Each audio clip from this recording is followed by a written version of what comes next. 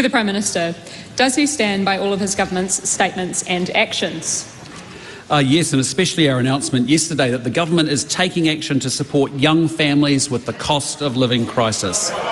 Family Boost will help to reduce pressure from the cost of ECE and support families to be able to get ahead.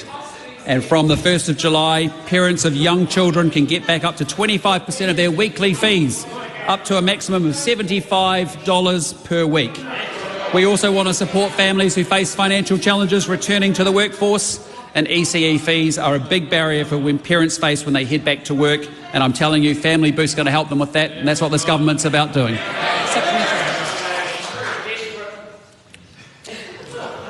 Does he stand by his statements that tax deductibility changes will reduce rents, or would he like to revise that in light of advice that his government has received that rents are primarily driven by household income and relative supply and demand for housing?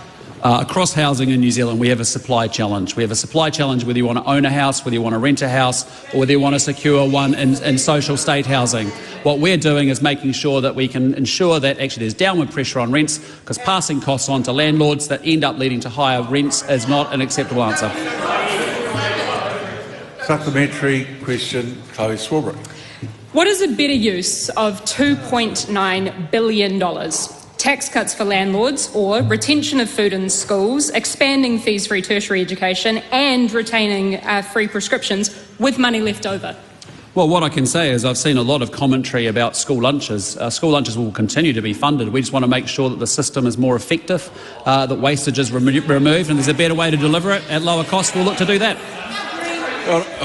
Honourable David Seymour. Is the Prime Minister aware that the advice the member alluded to about the effects of mortgage interest deductibility on rental housing continued on to say that in the long run reductions in rents could be expected? And would he advise members, as a matter of general practice, to read all the evidence instead of selectively quoting some? Yeah. Well, what I can say is that when the previous government actually removed interest deductibility, they received advice to say that that would likely put upward pressure. It puts downward pressure on rents. Passing costs on to landlords that only get passed through to renters with higher rents isn't the way forward. Supplementary. Chlöe Swarbrick. What's a better use? Just wait. Some people on your side of the House were offering comment. Now that that's over, please continue. Thank you, Mr. Speaker, and my colleagues in Labor.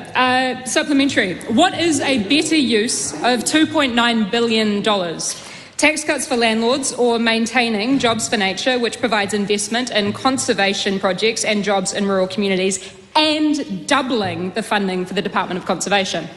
Well, look, I can tell you we're a government that's going to rebuild this economy, and that means that we are going to make sure, well, listen to what I'm about to say. We're going to make sure that we actually make sure government spending is very effective so that we can actually protect our frontline services. We are going to give low and middle income working people tax relief. It's something that the Labor and the Greens Party used to believe in. They were people that they used to support, but they don't seem to care about it anymore. And ultimately, we're going to work out how to grow this economy. And we have a great future ahead of us, and that's what we're going to balance in our budget. Supplementary. Has his government wound down MB's Just Transitions unit? And if so, how many more climate change jobs are on the chopping block? Well, what we're interested in is actually delivering on our climate change goals. That's actually what matters here. The means by which we deliver those goals may differ from the previous administration, but our commitment is incredibly strong to deliver those commitments. Does he stand by the statements from his Minister for Regulation that risks to endangered native dolphins' lives are the equivalent to driving a car? And if so, are we to expect that this government will wind back marine protection in line with their war on nature?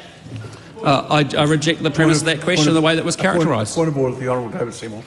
I just want to be clear to the House, I've made no such statement.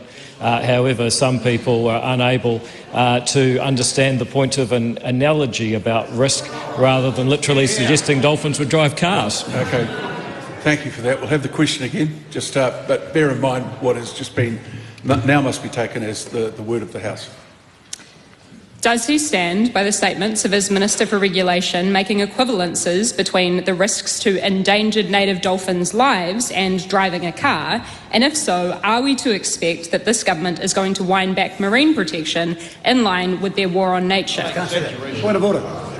Point of order, the Right Honourable Winston Peters. Speaker, the question must be substantiated, and that last statement is utterly outside of parliamentary order and will lead to disorder if she's allowed to get away with it. I agree. Speaking to the point of order, Mr Speaker. Well, okay. I can very happily table the likes of the Environmental Defence Society's many press releases which speak to this government's agenda being a war on nature. Doesn't make Yes, it right. the member is not here Doesn't make it as so. advocate for anybody other than those who voted for her. And I think the question in the first place was borderline and now has gone over that. So try again with another question. Yeah, no, I'm giving you an extra one. An extra one. Thank you, Mr Speaker. Unbelievable generosity given the circumstances. What then is a better use of $2.9 billion? Is it tax breaks for landlords or half-price public transport fares which ease costs for struggling families and help us to meet our climate emission goals? We make no apologies for being on the side of renters in New Zealand. We care deeply about folk in New Zealand who are renting properties. The previous administration loaded costs up on landlords and they got passed through to renters with higher rents, $170 more on average every single week. We're on the side of renters. We're taking action to make sure we can do something about it.